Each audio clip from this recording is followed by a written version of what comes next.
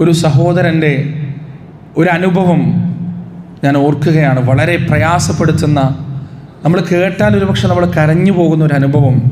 അദ്ദേഹം ഇതുപോലെ ക്യാൻസർ ബാധിച്ച് അങ്ങേയറ്റം പ്രയാസത്തിലും ദുരിതത്തിലും കിടക്കുന്ന ഒരു മനുഷ്യൻ. അയാൾക്ക് സ്വന്തമായി ജോലി ചെയ്യാൻ കഴിയില്ല. നാട്ടുകാരും വീട്ടുകാരും മഹല്ല് കമ്മിറ്റിയൊക്കെ ഏകദേശം ഉപേക്ഷിച്ച പോലെയായി മരണത്തെ കാത്ത് കിടക്കാൻ. അദ്ദേഹത്തിൻ്റെ അടുത്ത് പോയി അദ്ദേഹത്തിൻ്റെ മുറിവിലും അദ്ദേഹത്തിൻ്റെ പുണ്ണിലുമെല്ലാം ഡ്രസ്സ് ചെയ്തു, അദ്ദേഹത്തെ ശുശ്രൂഷിച്ചു, അദ്ദേഹത്തെ സാന്ത്വനിപ്പിച്ചു, അദ്ദേഹത്തിന് വേണ്ടുന്നതെല്ലാം നൽകി. ഈ സുഹൃത്ത് അവിടുന്ന് ഇങ്ങനെ തിരിച്ചു വരുമ്പോൾ, ആ വീട്ടിൽ നിന്ന് ഇങ്ങനെ തിരിച്ചിറങ്ങുമ്പോൾ അയാൾ തൻ്റെ തലയിണയുടെ അടിയിൽ നിന്ന് ഒരു മരുന്നിൻ്റെ കുപ്പി എടുത്തിട്ട് പറഞ്ഞു, ഇതും കൂടി നിങ്ങൾ കൊണ്ടുപോയിക്കോ എന്ന് പറഞ്ഞു. അത്ഭുതത്തോടെ ഈ സഹോദരൻ തിരിച്ചു വന്നിട്ട് ആ കുപ്പി എടുത്തു. അതൊരു പഴയ മരുന്നിൻ്റെ കുപ്പിയാണ്. അതിലെന്താണെന്ന് ചോദിച്ചു.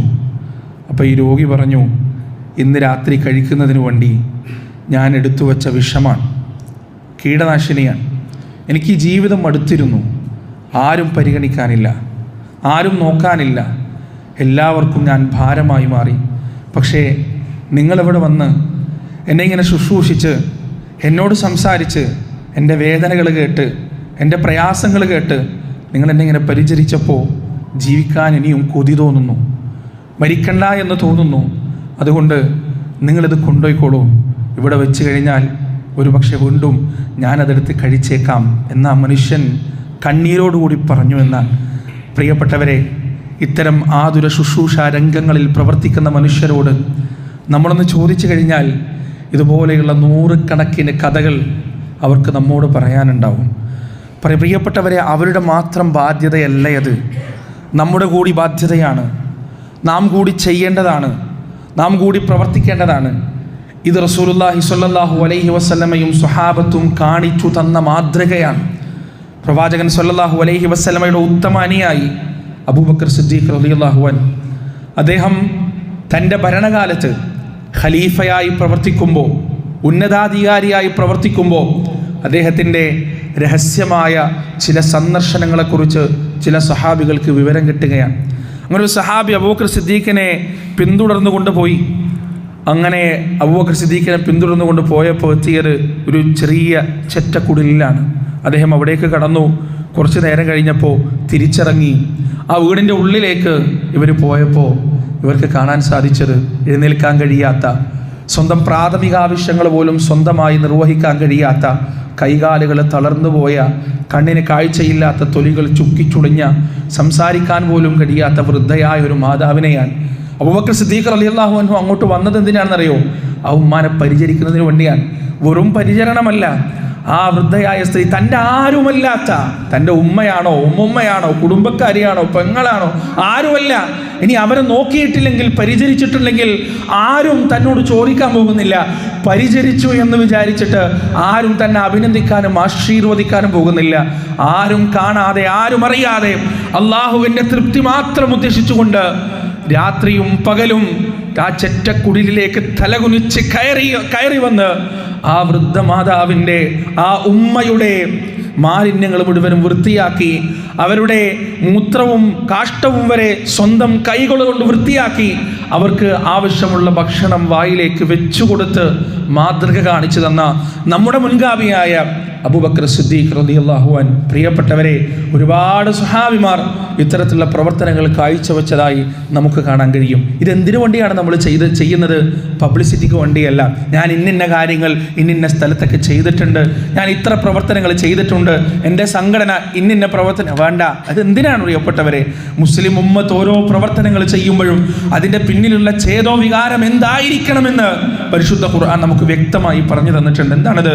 ഇന്നമാ നുത്ഇമുക്കും ലിവജ്ഹില്ലാഹ് ലാ നുരീദു മിൻകും ജസാഅൻ വലാ ശുകൂറാ ഇന്നാ നഖാഫു മിർ റബ്ബിനാ യൗമൻ അബൂസൻ ഖംതരീറാ.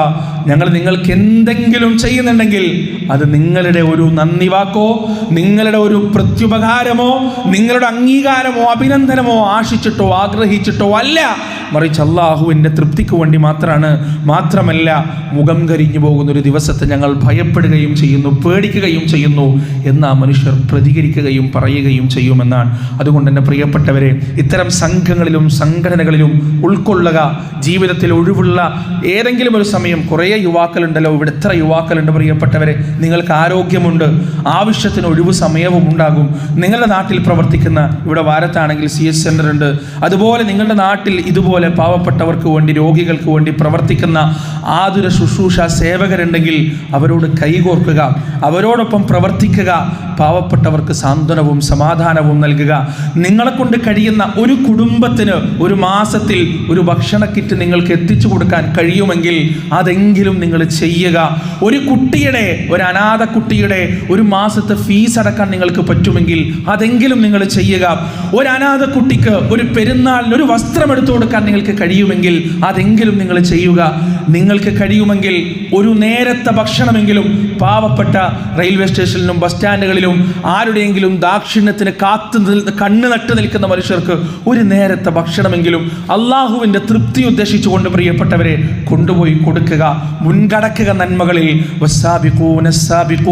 നന്മകളിൽ മുൻകടന്ന് നാളെ പരലോകത്തെത്തുമ്പോൾ ആരാലും എത്തിപ്പെടാത്ത ഉന്നതമായ ദറജകളിൽ വിലയിക്കാൻ നമുക്ക് സാധിക്കണം. അള്ളാഹുവിൻ്റെ തൃപ്തിക്ക് വേണ്ടി, റബ്ബിൻ്റെ പ്രീതിക്ക് വേണ്ടി ഇത്തരത്തിലുള്ള പ്രവർത്തനങ്ങൾ ജീവിതത്തിൽ കടമയായി അംഗീകരിച്ച് മനസ്സിലാക്കി തിരിച്ചറിഞ്ഞ് അതിനുവേണ്ടി ഇറങ്ങിത്തിരിക്കുക. നീ ചെയ്യുന്നത് എത്ര ചെറുതാണെങ്കിലും ആ നന്മ അള്ളാഹുവിൻ്റെ കണക്ക് പുസ്തകത്തിൽ നിന്ന് നീങ്ങിപ്പോവുകയോ മാഞ്ഞു പോകുകയോ ഇല്ല. അത് തിന്മയാണെങ്കിലും ആ തിന്മ അതുപോലെ തന്നെ നിലനിൽക്കുകയും ചെയ്യും.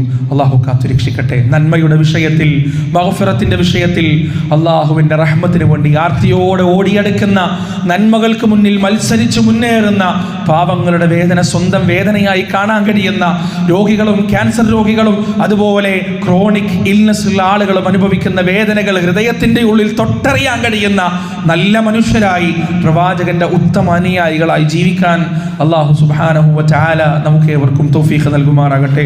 അള്ളാഹുവേ, നിന്റെ പ്രവാചകൻ പഠിപ്പിച്ചു തന്ന സൽപാന്താവിലൂടെ മുന്നോട്ട് പോകാനുള്ള മഹാഭാഗ്യം ഞങ്ങൾക്ക് നീ നൽകണേ അള്ളാഹുവേ. നല്ല മനുഷ്യരായി, ലോകത്തിന് മാതൃക കാണിക്കുന്നവരായി ഈ ഉമ്മത്തിനെ നീ മാറ്റണേ അള്ളാഹുവേ. ജീവിതത്തിൻ്റെ അകവും പുറവും ഒരുപോലെ സംശുദ്ധമാക്കി കാത്തു സൂക്ഷിക്കുന്ന നല്ല മനുഷ്യരുടെ കൂട്ടത്തിൽ ഞങ്ങളെ നീ ഉൾപ്പെടുത്തണേ റബ്ബേ.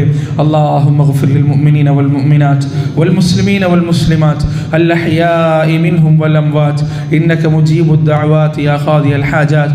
അല്ലാഹുമ്മ ഹരിരിൽ മസ്ജിദൽ അഖ്സാ മിനൽ യഹൂദിൽ ളാലിമീൻ അൽ ഹാസിദീൻ യാ റബ്ബൽ ആലമീൻ. അല്ലാഹുമ്മ റബ്ബനാ ആതിനാ ഫിദ് ദുനിയ ഹസന വഫിൽ ആഖിറതി ഹസനത വഖിനാ അദാബൻ നാർ. റബ്ബനാ തഖബ്ബൽ മിന്നാ ഇന്നക അൻതസ് സമീഉൽ അലീം വതുബ് അലൈനാ ഇന്നക അൻതത് തവ്വാബുർ റഹീം. വസല്ലല്ലാഹു അലാ നബിയിനാ മുഹമ്മദ് വഅലാ ആലിഹി വഅസ്ഹാബിഹി വമൻ തബിഅഹും ബിഇഹ്സാനിൻ ഇലാ യൗമിദ്ദീൻ.